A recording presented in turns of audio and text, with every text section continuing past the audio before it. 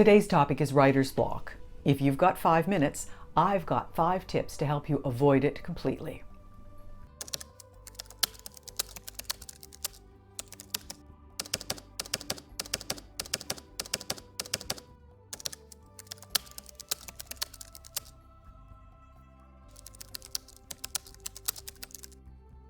So what exactly is writer's block? Well, damned if I know, because I don't really think I've ever had writer's block. And I'm not the only person who writes who believes that there really isn't any such thing as this paralysis that people seem to experience from time to time in their writing. There's no question that every one of us gets stuck every once in a while, but all we then do is get ourselves unstuck. I think the important thing is, if you think about writer's block as something that you can not overcome, but that you can prevent, it's going to be an awful lot easier for you. And if you're sitting there right now thinking, she doesn't know what she's talking about, of course there's such a thing as writer's block. I know there is because I've experienced it. I'm not the only writer who says there's no such thing as writer's block. Here's what some other writers have said about writer's block. Children's writer Judy Blume said, "I don't believe in writer's block. For me, there's no such thing as writer's block. Don't even say writer's block." Writer's block doesn't exist. Lack of imagination does.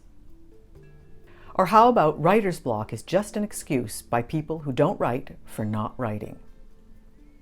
Or writer's block is just a fancy way of saying, I don't feel like doing any work today. Okay, so now I've convinced you that perhaps writer's block doesn't really exist, but you do get stuck once in a while, and I'm going to give you 5 tips to help you avoid getting into a block that paralyzes you. Tip number 1, change your environment. Many of us write in the same place, at the same desk, at the same computer all the time. If you find yourself stuck somewhere, get up, go for a walk. Take your writing with you, take a notebook with you, go sit in the park, go sit in a restaurant, go to the library and sit in a study carrel, but change your environment. And maybe all you really need to do is just get up and walk around the block and come back to the same place. Tip number 2, if you're feeling stuck, get out your journal and do some free writing.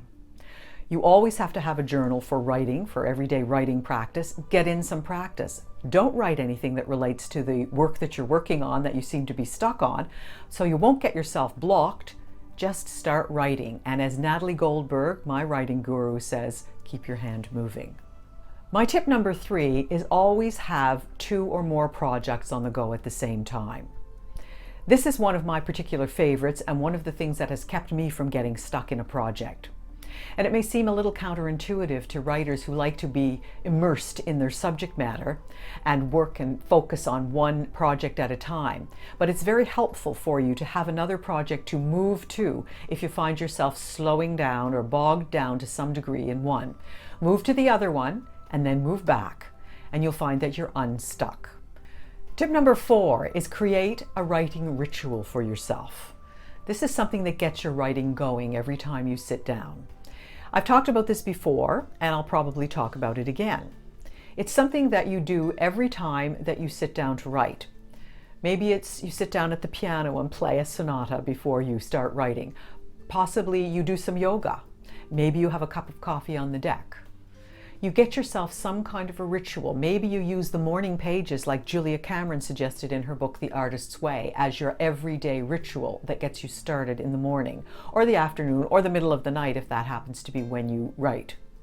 Just make it a ritual that you can do every time before you start writing. Tip number 5, have a second creative outlet. Creativity in one aspect of your life feeds off creativity in another one. For me, I like to design clothes, and then I create patterns and I sew them.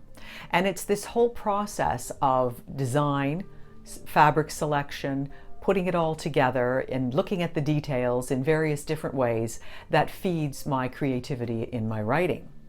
But for you, it might be something completely different. Perhaps you should learn to sketch, or to do oil painting or watercolors, or do choreography or dance, or you should write music. You might even do some design projects. What about learning something about graphic design? You might even be able to use that to design a cover for your book someday. But find yourself another creative outlet and use that on your off time. Now I'm going to give one of my favorite writers, Eric Jong, the last word. Here's what she said. All writing problems are psychological problems. Blocks usually stem from the fear of being judged. If you imagine the world listening, you'll never write a line. That's why privacy is so important. You should write first drafts as if they will never be shown to anyone. So if you're afraid of being judged, stop showing your work to other people. Writer's block will dry up. I guarantee it. Well, almost.